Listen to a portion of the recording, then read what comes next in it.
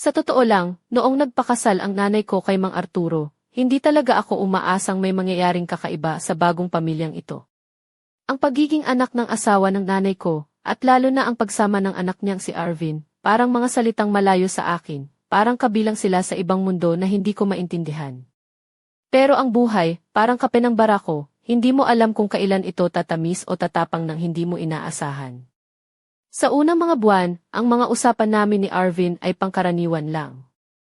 Magalang na pagbati sa hapagkainan, konting palitan ng salita tungkol sa eskwela, tapos wala na. Si Arvin, medyo tahimik at introvert, samantalang ako naman ay abala sa paghahanap kung sino talaga ako. Hindi ko inakala na may mangyayaring pagbabago. Isang maulan na gabi, naiwan kaming dalawa lang sa bahay sa bayan ng Liliw, Laguna. Umalis ang nanay at si Mang Arturo para sa isang lakad. Nasa sala ako, nakaupo sa sofa, nakayuko sa mga libro at papel, naghahanda para sa exam sa susunod na linggo. Nakasuot ako ng simpleng cotton dress na hanggang tuhod lang, kulay pastel pink, may mga maliliit na bulaklak ang pattern, parang gusto kong maging girly pero komportable. Sa paa ko ay may malambot na medyas na gawa sa lana, medyo maluwag. Ang buhok ko ay nakabun na medyo maluwag, may mga kulot na bumabagsak sa mukha ko. Para akong estudyanteng Pilipina na may konting drama. Bigla, pumasok si Arvin dala ang tasa ng tsaa. Napahinto siya nang makita ako, napapalibutan ng mga libro at kalat na papel. Kailangan mo ba ng tulong? Tanong niya, lumalapit at sumandal sa likod ng sofa, tinitingnan ang aking mga notes. Nag-alinlangan ako sagutin siya. Ayokong aminin na nalilito ako sa mga math problem na yan. Siguro, sagot ko ng medyo may kaba. Umupo siya sa tabi ko at nag-explain ng halos 1 oras. Napansin ko na ang boses niya ay kalmado at may kakaibang init na nagpapagaan ng loob ko. Nang makuha ko ang sagot sa isa sa mga problema, ngumiti siya ng ganoon na para bang mailihim na saya na hindi niya sinasabi. Tingnan mo, kaya mo pala, sabi niya na parang bagay lang iyon. Doon ko unang napansin na may kakaiba sa kanya, hindi lang siya ang tahimik at mailap na anak ng asawa ng nanay ko. May mga bagay siya na hindi ko maintindihan pero gusto kong tuklasin. Lumipas ang mga araw at unti-unting dumami ang mga pagkakataon na magkita kami, sa kusina, sa hagdan, sa balkonahe. Nag-uusap kami tungkol sa musika, pelikula, at kung ano-ano pa. Parang sa kanya lang ako nakakaramdam na pwedeng maging totoo ang sarili ko, walang takot na husgahan. Isang araw ng tag-init, sobrang init na parang ang araw mismo ang nagpupumiglas sa balat ko. Nagpunta kami sa bahay bakasyonan ng pamilya sa San Pablo City para magpalamig. Naka-swimsuit ako, isang one-piece bilang kulay burgundy na regalo ng lola ko. Alam niyang gusto ko ang mga kakaibang kulay. May suot akong light chiffon na pareo na medyo transparent, na umiikot sa balikat ko. Nandun na si Arvin, nakaupo sa gilid ng pool, naka-swimming shorts na itim. Hawak niya ang isang libro pero napansin kong hindi niya binabasa. Nakatingin siya sa malayo, malalim ang iniisip. Hi, tawag ko, pilit kumakapit sa pagiging chill habang papalapit. Tumingin siya, mabilis pero ramdam ko na may nagbago sa kanyang titig.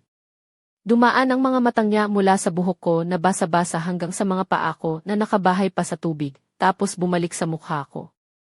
Umiti siya, pero iba, hindi yung relax na ngiti na nakasanayan ko.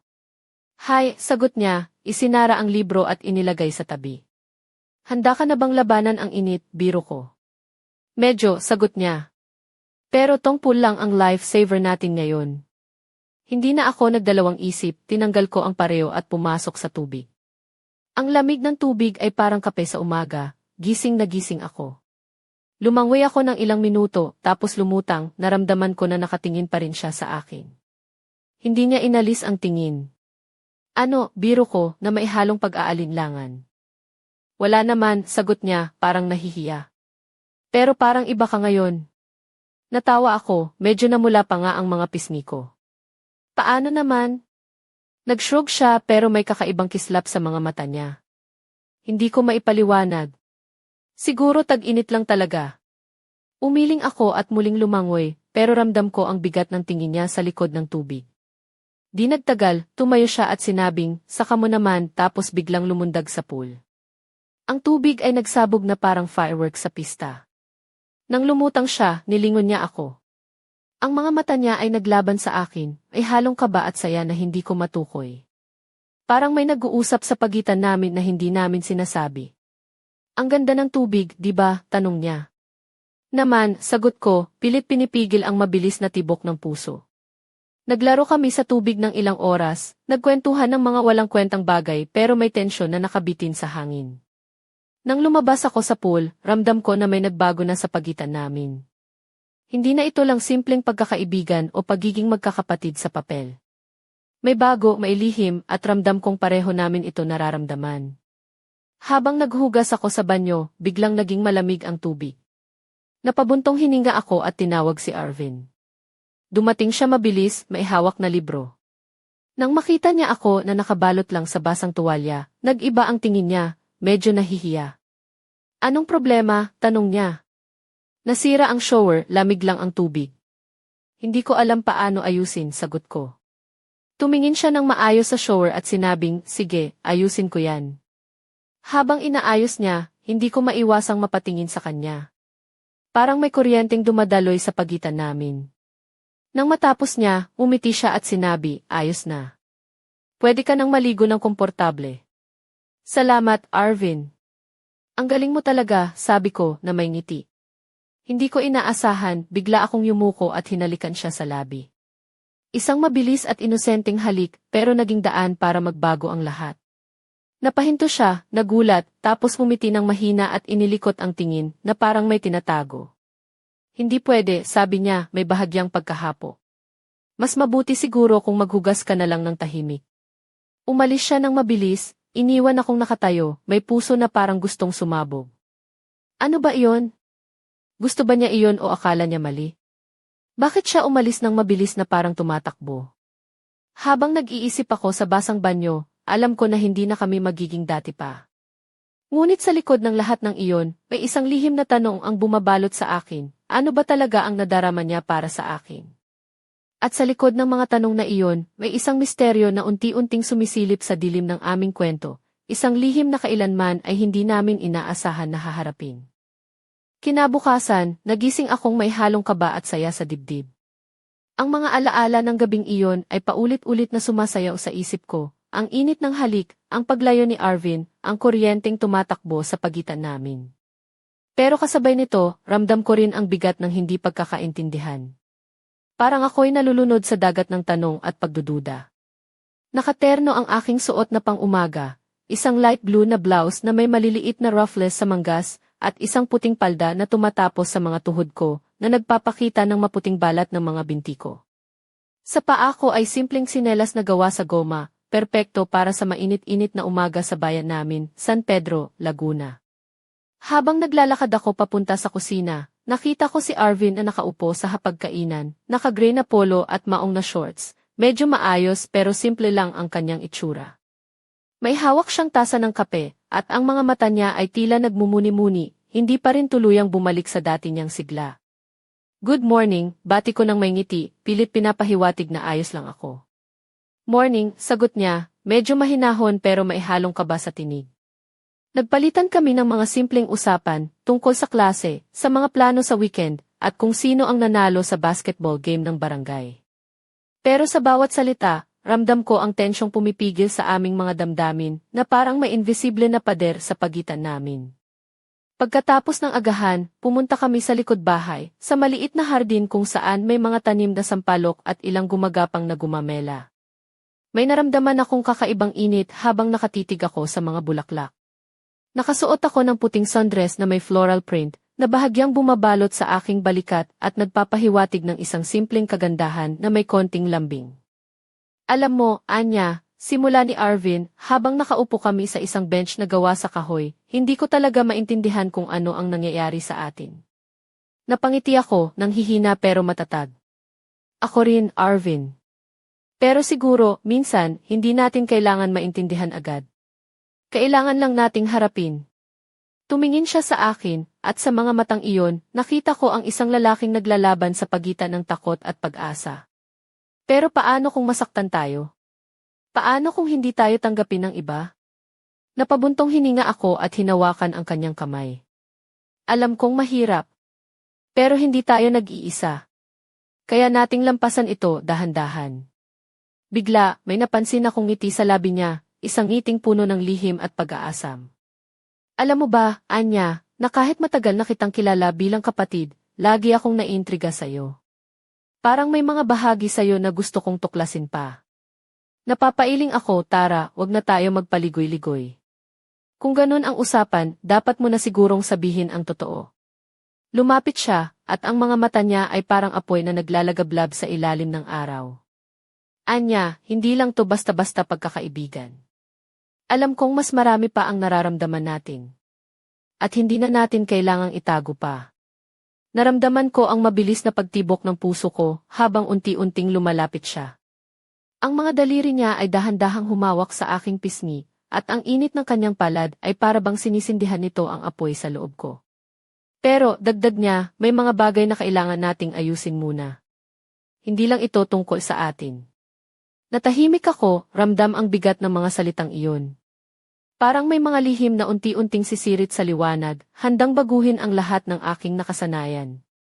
Tumingin ako sa kanya, at ang mga mata niya ay nagkukwento ng mga pangarap at takot. Anya, handa ka na ba?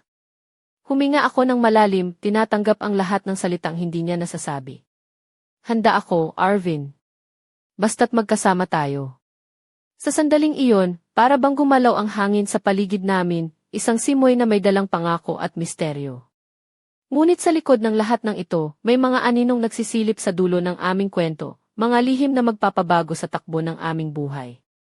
At sa likod ng mga ngiti at paghawak ng kamay, may isang tanong na hindi ko pa masagot, ano ba talaga ang nagkukubli sa madilim na sulok ng nakaraan ni Arvin?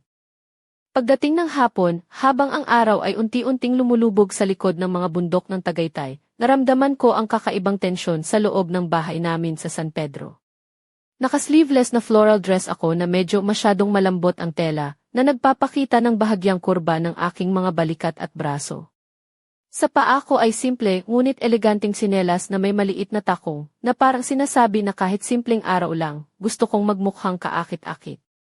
Si Arvin naman ay nakasuot ng puting t-shirt at itim na jogger pants, tila handang lumabas, pero parang may iniisip na mabigat. Sa kanilang mga mata, nakikita ko ang labanang hindi niya kayang sabihin ng malakas. Habang naglalakad kami sa pasilyo, napatingin ako sa mga lumang litrato sa dingding, mga larawan ng aming pamilya, ng mga ngiti ni nanay, at mga alaala na dati payapa. Pero ang lahat ng iyon ay parang unti-unting nagiging pabigat sa aming mga dibdib. Anya, tawag ni Arvin ng malumanay habang humaharap kami sa sala, may gusto akong sabihin sa'yo, pero natatakot ako. Natatakot ako sa magiging epekto nito. Napatingin ako sa kanya, ang mga mata niya ay puno ng kaba at pag-aalala. Ano iyon, Arvin? Kahit ano pa yan, gusto kong marinig. Huminga siya ng malalim at lumapit, hawak ang mga kamay ko na parang ito lang ang huling bagay na kakapitin niya. May tao sa buhay ko na hindi mo pa kilala. Siya si Lara. Napangiti ako ng bahagya, ngunit ramdam ko ang bigat ng mga salitang iyon. Sino siya? Ex-girlfriend ko siya, sagot niya, mahina. Hindi ko alam kung paano ko sasabihin sa'yo, pero nangyari ang isang aksidente sa kanya, malubha siya. Kailangan niya ng tulong, at ako lang ang makakatulong sa kanya ngayon. Napailing ako, ang puso ko ay parang pinipiga. Kailan mo nalaman ito? Kanina lang, sagot niya. Kailangan kong umalis ng ilang araw para samahan siya sa ospital sa Batangas. Hindi ko siya kayang iwan ng mag-isa. Tumahimik kami ng sandali, ang mga damdamin ay naglalaro sa pagitan ng takot, pangamba, at isang lihim na pag-asa. Anya, alam kong mahirap ito para sa atin, patuloy niya, pero sana maintindihan mo na hindi ko ito ginagawa para sa sarili ko lang. Gusto ko lang na maging patas sa lahat. Napangiti ako, pilit pinipigilan ang luha na sumilab. Arvin, walang problema. Naiintindihan ko. Basta alagaan mo siya. Ngunit sa kabila ng mga salitang iyon, alam kong hindi madali ang mga susunod na araw. May mga tanong na bumabalot sa isipan ko, ano ang tunay na kinalaman ni Lara sa buhay ni Arvin? At paano ito makakaapekto sa amin? Bago siya umalis, inabot niya sa akin ang maliit na kahon na may lumang kwintas na hugis buwan, isang regalo mula kay Lara noong una silang nagkakilala. Ang mga mata niya ay puno ng pag-asa at pangako. Pangako, babalik ako, sabi niya habang niyayakap ako ng mahigpit. Nang lumabas na siya ng pintuan, naramdaman ko ang malamig na hangin na pumasok sa bahay, parang dala ang mga lihim at misteryo na hindi ko pa handang harapin.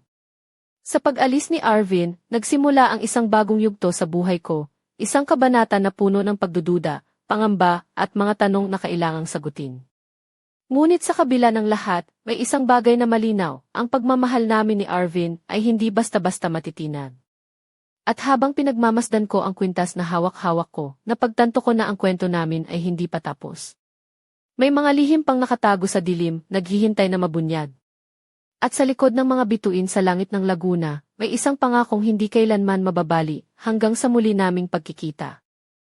Habang lumilipas ang mga araw na wala si Arvin, ramdam ko ang katahimikan ng bahay namin sa San Pedro na parang isang malalalim na dagat, payapa sa ibabaw pero may mga alon ng pangungulila sa ilalim. Naka-light cotton dress ako na kulay pastel yellow, na malambot ang tela at bahagyang sumasayaw sa hangin tuwing lumalakad ako sa bakuran. Sa paa ko ay simpleng sinelas na gawa sa rattan na nagbibigay ng konting rustic na dating bagay sa init ng hapon. Sa gabi, madalas akong naupo sa balkonahe namin, nakasandal sa bakal na rehas habang pinagmamasdan ko ang mga kumikislap na ilaw ng bayan. Nakasuot ako ng manipis na kardigan na kulay cream na bahagyang bumabalot sa mga balikat ko habang ang buhok ko ay maluwag na bumabagsak sa likuran. Isang gabi, habang nakatitig ako sa buwan na halos bilog na bilog at nagpapaliwanag sa paligid, tumunog ang aking cellphone. Sa screen, nakalagay ang pangalan ni Arvin. Nilagpasan ko muna ang tumatawag, pilit kinokontrol ang kaba sa dibdib. Nang makapagsalita kami, ramdam ko ang pagod sa kanyang boses. Anya, kumusta ka na? Tanong niya. Okay naman, sagot ko, pilit na may ngiti sa tinig. Ikaw? Kamusta si Lara? Medyo stable na siya, sagot niya. Pero kailangan ko pa rin siyang alagaan dito sa ospital. Minsan, naiisip ko kung paano naging ganito ang lahat. Napailing ako. Alvin, hindi mo kailangang mag-isa. Andito lang ako, lagi. Sa mga sandaling iyon, nagiging malinaw na kahit gaano kalayo ang distansya namin, ang puso namin ay nananatiling magkadikit. Ilang araw pagkatapos, natanggap ko ang isang sulat mula sa kanya.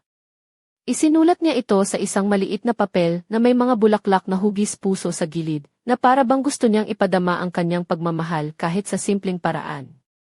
Anya, sa kabila ng lahat ng nangyayari, hindi ko maiwasang isipin kung ano ang meron tayo. Kung paano mo ako naiintindihan ng walang tanong, kung paano mo ako tinatanggap sa kabila ng mga pagkukulang ko. Salamat sa pagiging ilaw sa madilim kong mundo. Niyakap ko ang papel, na para bang yakap niya rin ang puso ko. Ngunit hindi lahat ay payapa. May mga gabi na parang may anino sa likod ng kanyang mga salita, isang lihim na pilit niyang tinatago. Isang gabi, habang naglalakad ako sa gilid ng ilog ng San Pedro, nasilip ko sa aking telepono ang isang mensahe mula sa isang hindi kilalang numero. Alvin, kailangan mo ba ng tulong? Hindi lahat ng tao ay kung sino ang ipinapakita sa kanila. Napatingin ako sa mensahe, ang puso ko ay kumabog ng mabilis. Sino kaya ang nagpadala nito? At ano ang ibig sabihin ng mga salitang iyon? Hindi ko maiwasang mapaisip, may mga bagay ba si Arvin na hindi niya pa nasasabi? Mga lihim na maaaring sumira sa aming mundo. Habang pinagmamasdan ko ang mga bituin sa ibabaw, naramdaman ko ang bigat ng mga tanong na bumabalot sa akin. At sa likod ng mga pangyayaring ito, may isang misteryo na unti-unting lumalapit, isang lihim na maaaring magbago ng lahat. Isang gabi sa bahay namin sa San Pedro, habang nakaupo ako sa tabi ng bintana, nakasuot ng mahabang navy blue na damit na may malambot na tela na dahan-dahang sumusunod sa galaw ng hangin, nakatambay ang mga paa ko sa sahig. May suot akong simpleng kwintas na pilak, regalo ni Arvin, na may hugis na buwan, parang pinapaalala sa akin ang mga pangakong hindi nasasabi. Sa aking mga daliri, nilalaro ko ang isang lumang litrato ni Arvin kasama si Lara, nahawig sa isang pelikula na puno ng lihim at sakit. Bigla, tumunog ang pintuan. Nang buksan ko, nakita ko si Mang Arturo, ang ama ni Arvin, na may seryosong mukha. Anya, kailangan nating pag-usapan ni Arvin, ani niya, habang pumasok sa loob. Hindi ko maintindihan ang biglaang pagbisita, ngunit naramdaman ko agad na may mabigat na balita. Umupo kami sa sala, at habang nakatitig ako sa mga kamay ko, sinabi niya, may nangyari kay Lara. Nasira ang kanyang kondisyon sa ospital sa Batangas. Napangiwi ako sa sakit ng balita. Ano ang nangyari? Anong gagawin ni Arvin? Uwi siya agad, tugon ni Mang Arturo. Kailangan niyang maging kasama niya. Sa sandaling iyon, ramdam ko ang hangin na parang nagyelo sa silid. Tila ba ang mundo ko ay unti-unting gumigiling sa dilim ng kawalan. Habang naghahanda ako sa pagdating ni Arvin, naisip ko ang lahat ng mga pangarap namin, ang mga lihim na pag-uusap, ang mga haplos ng mga kamay, ang mga ngiting naglilihim ng damdamin. Nang dumating siya, nakasuot siya ng simpleng puting polo at maong na pantalon, ang mga mata niya ay puno ng pagod at pangamba. Hindi niya ako niyakap agad, ngunit nang tumingin siya sa akin, nakita ko ang isang tao na naglalaban sa pagitan ng pag-asa at takot. Sa gabi, habang magkatabi kami sa kwarto niya, sinabi niya ng mahina, Anya, may mga bagay na hindi ko nasabi. Si Lara hindi lang siya basta ex-girlfriend. May mga pangakong hindi niya natupad at may mga lihim na nagbabanta sa atin. Napailing ako, ramdam ang bigat ng mga salita. Ano ang ibig mong sabihin? Tumango siya, may mga taong hindi gusto ang relasyon natin. May mga nangyayari sa likod ng aming mga buhay na maaaring sirain ang lahat. Nang may kumatok sa pinto, pareho kaming napatingin. Si nanay ang pumapasok, may dalang pagkain at isang tingin na puno ng pangamba at pagmamahal. Anya, Arvin, alam namin na mahirap ito para sa inyo, pero nandito kami para sa inyo, sabi niya, habang inaabot ang plato sa amin. Sa gitna ng mga tensyon at pangamba, naramdaman ko ang init ng suporta ng pamilya, isang liwanag sa gitna ng dilim. Ngunit sa kabila nito, ang mga lihim ay unti-unting bumabalot at ang tanong ay nananatili hanggang kailan namin mapagtatagumpayan ang mga pagsubok na ito. At sa likod ng lahat, isang anino ang nagmamasid, isang lihim na maaaring magwasak sa aming mundo o magdala ng bagong pag-asa. Isang umaga sa bayan ng San Pedro, habang ang mga sinag ng araw ay dahan-dahang sumisilip sa aking kwarto, nagising ako na may malamlam na pakiramdam. Naka-light pink na kamisol ako at shorts na gawa sa malambot na cotton, simple at komportable, tamang-tama para sa mainit na umaga. Ang buhok ko ay maluwag na nakabuhol sa likod, ilang maliliit na kulot ang bumabagsak sa aking noo. Habang naglalakad ako papunta sa kusina, naramdaman ko ang bigat ng mga pangyayari nitong mga nakaraang araw. May nakatungo akong pakiramdam sa dibdib, parang may bagyong paparating na hindi ko pa nararanasan. Nang makarating ako sa kusina, nakita ko si Arvin na nakaupo sa mesa, nakatingin sa bintana, suot ang kanyang puting t-shirt at maong shorts. Ang kanyang mukha ay puno ng pag-aalala, at ramdam ko na may gustong sabihin pero hindi niya masabi. Anya, panimula niya ng dahan-dahan, may mga tao na lumalapit sa akin mula sa nakaraan. Hindi ko alam kung ano ang ibig nilang gawin. Napakunot ang aking noo, sino sila? At ano ang gusto nila? Hindi ko pa alam, sagot niya, pero parang sinusubukan nilang sirain ang lahat ng meron tayo. Napailing ako. Kailangan nating maging maingat. Nang mag-usap kami ng ganito, napansin ko na humawak siya sa kamay ko ng mahigpit, parang nangangailangan ng lakas. Sa sumunod na araw, habang naglalakad kami sa tabing ilog, nakaputing linen dress ako na bahagyang naglalarawan ng aking mga balikat at may mga bulaklak na disenyo sa gilid. Sa paa ko ay mga woven sandals na gawa sa kawayan na bagay sa paligid. Habang nag-uusap kami tungkol sa mga pangarap at takot, napansin ko ang kanyang mga mata na maihalong takot at pag-asa. Anya, gusto kong malaman mo na kahit ano pa mangyari, hindi kita iiwan, sabi niya, habang mahigpit na niyayakap ang aking kamay. Ngunit sa likod ng mga salita, may mga aninong sumusunod, mga lihim na kailangang harapin, mga unos na kailangang lampasan. At sa isang sulok ng aming mundo, may isang tao na nagmamasid, handang baguhin ang lahat ng aming pinagsamahan. Sa likod ng mga ngiti at pangakong binitiwan, may isang misteryo na unti-unting lumalalim, isang lihim na magdadala sa amin sa isang landas na hindi namin inakala. Isang gabi sa bayan ng San Pedro, habang ang mga ilaw sa paligid ay naglalakbay sa pagitan ng liwanag at dilim, nakaupo ako sa may balkonahe ng aming bahay, nakasuot ng mahabang puting maxi dress na may manipis na strap, na dahan-dahang sumusunod sa bawat galaw ng hangin. Ang liig ko ay pinalamutya ng isang simpleng kwintas na ginto, at ang buhok ko ay maluwag na bumabagsak, bahagyang natatabingan ang balikat. Habang pinagmamasdan ko ang mga bituin, biglang tumunog ang pintuan. Nang buksan ko, nakita ko si Mang Arturo na may seryosong mukha at may dalang sulat. Anya, ito ay para sa'yo, sabi niya. Binasa ko ang sulat, at ang mga salita ay nagdala ng malamlam na pakiramdam sa aking puso. Anya, may mga bagay na kailangan mong malaman tungkol sa nakaraan ni Arvin. Hindi lahat ng nakikita mo ay katotohanan. Mag-ingat ka. Nakita ko ang pag-aalala sa mga mata ni Mang Arturo, at sa sandaling iyon, naisip ko na may mga lihim na unti-unting bubukas, mga pinto ng kasaysayan na maaaring magbago ng lahat. Kinabukasan, habang naglalakad ako sa palengke ng San Pedro, suot ang simpleng floral dress na may maluluwag na manggas, napansin ko ang isang lalaki na tila sinusundan ako. Ang kanyang mga mata ay matalim at may dala siyang maliit na kamera. Naramdaman ko ang takot na unti-unting pumipigil sa aking paghinga. Sinubukan kong magmukhang kalmado, ngunit alam kong hindi ako ligtas sa mga mata ng taong iyon. Pag-uwi ko sa bahay, tinawagan ko agad si Arvin. Arvin, may taong sumusunod sa akin, sabi ko nang may kaba. Anya, huwag kang mag-alala. Ako ang bahala, tugon niya ng may determinasyon. Sa gabi, habang magkasama kami sa sala, naramdaman ko ang init ng kanyang mga kamay na humahawak sa akin. Ngunit sa likod ng mga haplos, ramdam ko na may mga panganib na papalapit, mga anino mula sa nakaraan na hindi kami bibitawan. At sa bawat paghinga, palalim ng palalim ang misteryo ng aming kwento. Isang kwento na puno ng pag-ibig, takot, at mga lihim na kailangang tuklasin.